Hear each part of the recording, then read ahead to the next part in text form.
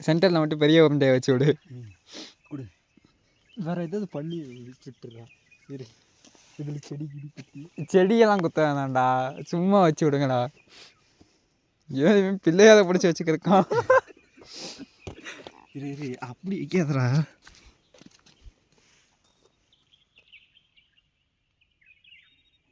கொஞ்சம் இலையெல்லாம் பிடிச்சிக்கலாம். மந்திரம் போகும். அகும்பக கும்பீர்பக பீகரம். பார்த்து மஞ்சத்தூள் ஏதாவது இருக்கா? இல்லைங்க. ஃபோட்டோ எடுத்துக்கலாம்.